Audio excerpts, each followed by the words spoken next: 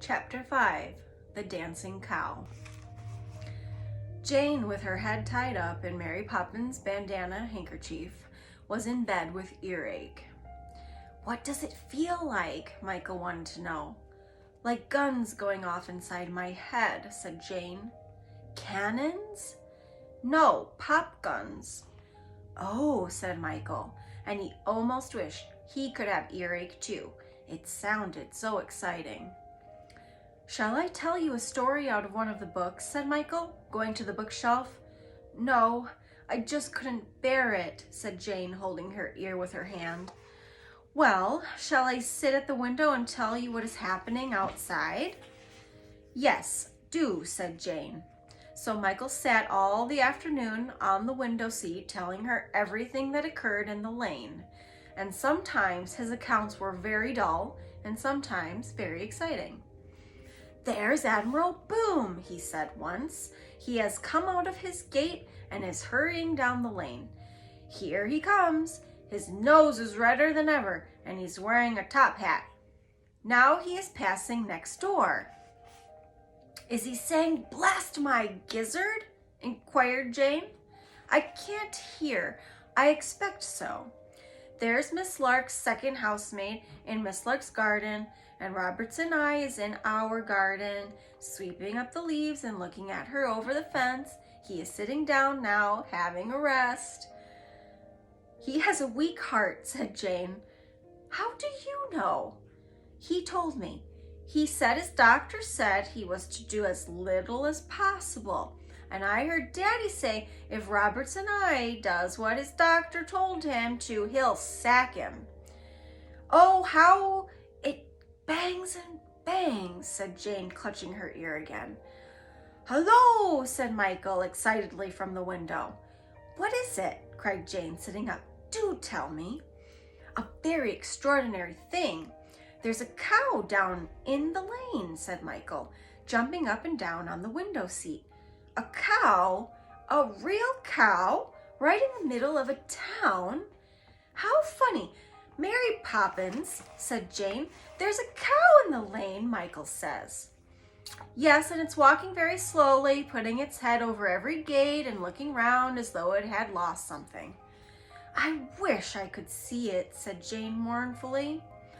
"Look," said Michael, pointing downwards as Mary Poppins came to the window. "A cow! Isn't that funny?" Mary Poppins gave a quick, sharp glance down into the lane. She started with surprise. "Certainly not," she said, turning to Jane and Michael. "It's not funny at all. I know that cow. She was a great friend of my mother's, and I'll thank you to speak politely of her." She smoothed her apron and looked at them both very severely. "Have you known her long?" inquired Michael gently, hoping that if he was particularly polite, he would hear something more about the cow. "Since before she saw the king," said Mary Poppins. "And when was that?" asked Jane, in a soft, encouraging voice. Mary Poppins stared into space, her eyes fixed upon something that they could not see. Jane and Michael held their breath, waiting. "It was long ago," said Mary Poppins, in a brooding, storytelling voice. She paused, as though she were remembering events that happened hundreds of years before that time. Then she went on dreamily, still gazing into the middle of the room, but without seeing anything. "The red cow, that's the name she went by, and very important and prosperous she was too, so my mother said. She lived in the best field in the whole district, a large one full of buttercups the size of saucers and dandelions rather larger than brooms. The field was all primrose color and gold, with the buttercups and dandelions standing up in it like soldiers. Every time she ate the head off one soldier, another grew up in its place, with a green military coat and a yellow busby. She had lived there always. She often told my mother that she couldn't remember the time when she hadn't lived in that field. Her world was bounded by green hedges and the sky, and she knew nothing of what lay beyond these. The red cow was very respectable. She always behaved like a perfect lady, and she knew what was what." To her, a thing was either black or white. There was no question of it being gray or perhaps pink. People were good or they were bad. There was nothing in between. Dandelions were either sweet or sour. There were never any moderately nice ones. She led a very busy life. Her mornings were taken up in giving lessons to the red calf, her daughter, and in the afternoon she taught the little one deportment and mooing and all the things a really well brought up calf should know.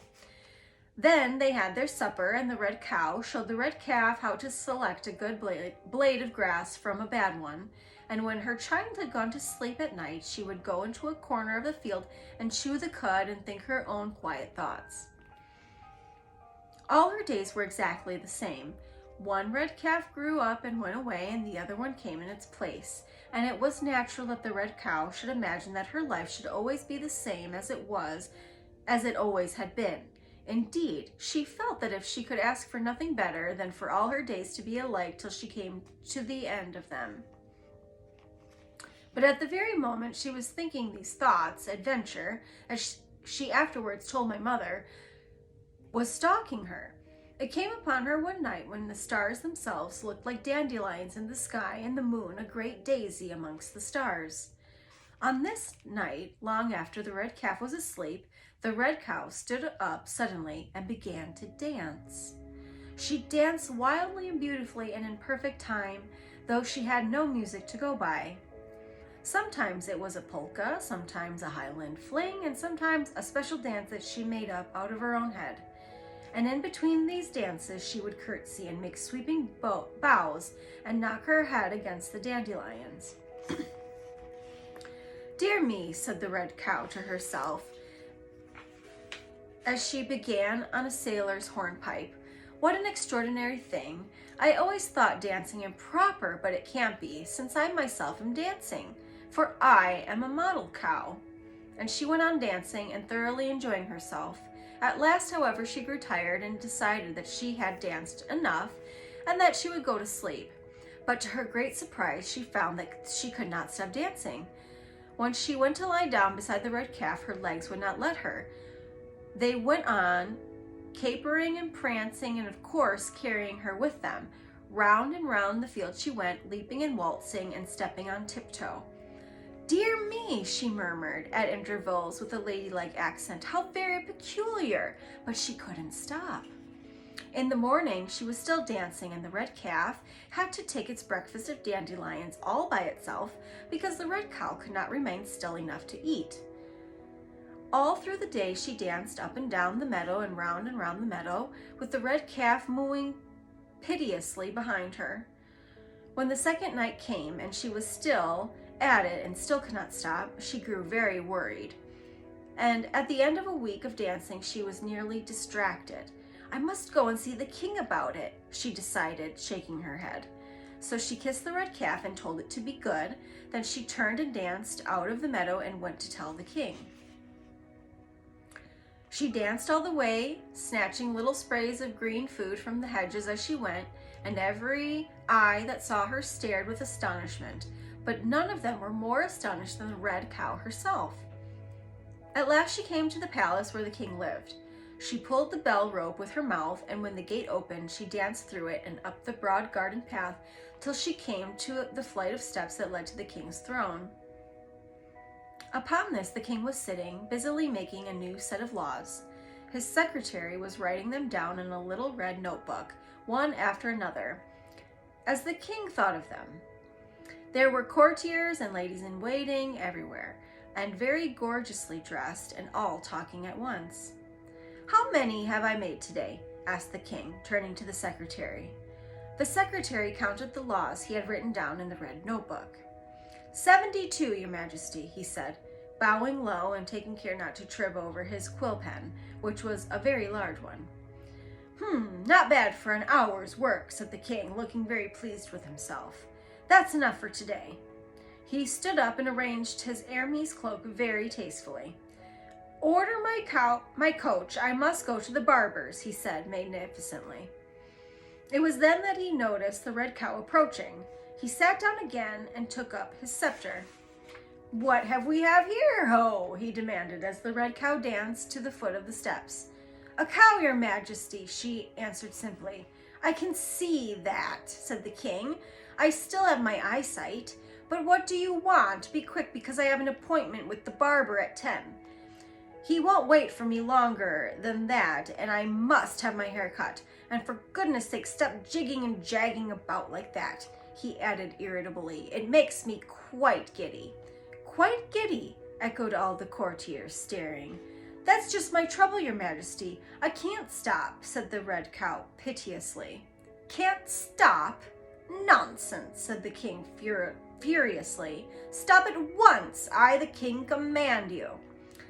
The red cow made a great effort. She tried so hard to stop dancing that every muscle and every rib stood out like mountain ranges all over her, but it was no good.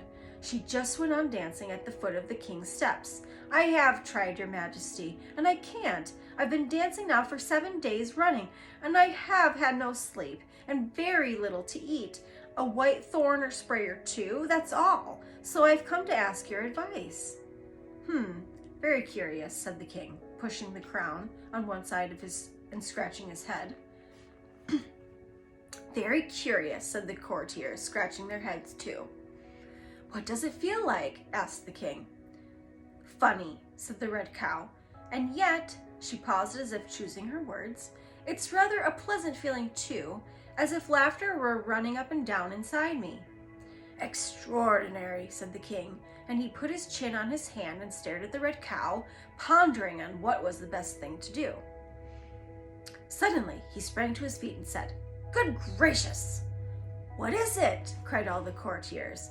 "Why, don't you see," said the king, getting very excited and dropping his scepter, "what an idiot I was to have noticed it before, and what idiots you were." He turned ferociously upon the courtiers. "Don't you see that there's a fallen star caught on her horn?"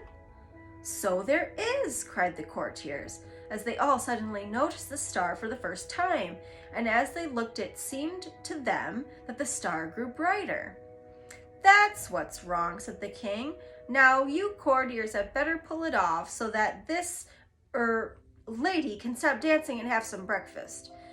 It's the star, madam, that is making you dance," he said to the red cow. "Now come along, you." And he mentioned to the chief courtier, who presented himself smartly before the red cow and began to tug at the star. It would not come off. The chief courtier was joined by one after another of the other courtiers, until at last there was a long chain of them, each holding the man in front of him by the waist, and a tug of war between the courtiers and the star. "Mind my head," entreated the red cow. "Pull harder," roared the king. They pulled harder. They pulled until their faces were red as raspberries. They pulled till they could pull no longer, and all fell back, one on top of the other. The star did not move. It remained firmly fixed to the horn. Said the king, "Secretary, look in the encyclopedia and ask what it says about cows with stars in their horns." The secretary knelt down and began to crawl under the throne. Presently he emerged, carrying a large green book, which was always kept there in case the king wanted to know anything. He turned the pages. "There's nothing at all, your majesty, except the story of the cow who jumped over the moon, and you know all about that." The king rubbed his chin, because that helped him to think. He sighed irritably and looked at the red cow. "All I can say," he said, "is that you'd better try that too." "Try what?" said the red cow. "Jumping over the moon. It might have an effect worth trying anyway." "Me?" said the red cow with an outraged stare. "Yes, you. Who else?" said the king impatiently. He was anxious to get to the barber's.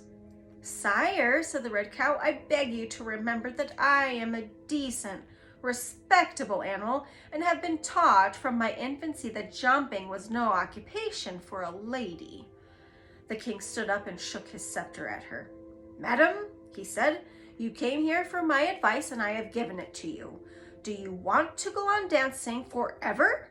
Do you want to go hungry forever? Do you want to go sleepless forever?" The red cow thought of the lush, sweet taste of dandelions. She thought of meadow grass and how soft it was to lie on. She thought of her weary, capering legs and how nice it would be to rest them, and she said to herself, perhaps just for once it wouldn't matter and nobody except the king need know. How high do you suppose it is? She said aloud as she danced. The king looked up at the moon. At least a mile, I should think, he said. The red cow nodded. She thought so too. For a moment she considered, and then she made up her mind. I never thought that I should come to this, Your Majesty. Jumping, and over the moon at that. But I'll try it, she said, and curtsying gracefully to the throne. Good, said the king pleasantly, realizing that he would be in time for the barber after all. Follow me. He led the way into the garden, and the red cow and the courtiers followed him. Now, said the king, when he reached the open lawn, when I blow the whistle, jump. He took a large golden whistle from his waistcoat pocket and blew into it lightly to make sure that there was no dust in it. The red cow danced at attention. Now, 1, said the king, 2, 3. Then he blew the whistle. The red cow, drawing in her breath, gave one huge, tremendous jump, and the earth fell away beneath her. She could see the figures of the king and the courtiers growing smaller and smaller until they disappeared below. She herself shot upwards through the sky with the stars spinning around her like great golden plates, and presently, in blinding light, she felt the cold rays of the moon upon her. She shut her eyes as she went over it, and as the dazzling gleam passed behind her and she bent her head towards the earth again, she felt the stars slip down her horn. With a great rush, it fell off and went rolling down the sky, and it seemed to her that as it disappeared into the darkness, great chords of music came from it and echoed through the air. In another minute, the red cow had landed on the earth again. To her great surprise, she found that she was not in the king's garden, but in her own dandelion field. And she had stopped dancing. Her feet were as steady as though they were made of stone, and she walked as steadily as any other respectable cow. Quietly and serenely, she moved across the field, beheading her golden shoulders as she went to greet the red calf. I'm so glad you're back, said the red calf. I've been so lonely. The red cow kissed it and fell to munching the meadow. It was her first good meal for a week, and by the time her hunger was satisfied, she had eaten up several regiments. After that, she felt better. She soon began to live her life just exactly as she had lived it before. At first, she enjoyed her quiet, regular habits very much, and was glad to be able to eat her breakfast without dancing and to lie down in the grass and sleep at night instead of curtsying to the moon until the morning. But after a little, she began to feel uncomfortable and dissatisfied. Her dandelion field and her red calf were all very well, but she wanted something else, and she couldn't think what it was. At last she realized that she was missing her star. She had grown so used to dancing and to the happy feeling the star had given her that she wanted to do a sailor's hornpipe and to have the star on her horn again. She fretted. She lost her appetite. Her temper was atrocious, and she frequently burst into tears for no reason at all. Eventually, she went to my mother and told her the whole story and asked her advice. Good gracious, my dear, my mother said to her, you don't suppose that the only one star ever fell out of the sky? Billions fall every night, I'm told, but they fall in different places, of course. You can't expect 2 stars to drop in the same field in one lifetime. Then you think, if I move about a bit, the red cow began, a happy, eager look coming into her eyes. If it were me, said my mother, I'd go and look for one. I will, said the red cow joyously. I will indeed. Mary Poppins paused. And that, I suppose, is why she was walking down Cherry Tree Lane, Jane prompted gently. Yes, whispered Michael. She was looking for her star. Mary Poppins sat up with a little start. The intent look had gone from her eyes and the stillness from her body. Come down from the window at once, sir, she said crossly. I am going to turn on the lights. And she hurried across the landing to the electric light switch. Michael, said Jane in a careful whisper, just have one look and see if the cow is still there. Hurriedly, Michael peered out through the gathering dusk. quickly, said Jane. Mary Poppins will be back in 1 minute. Can you see her? No, said Michael, staring out. Not a sign of her. She's gone. I do hope she finds it, said Jane, thinking of the red cow roaming through the world looking for a star to stick on her horn. So do I, said Michael. As the sound of Mary Poppins' returning footsteps, he hurriedly pulled down the blind.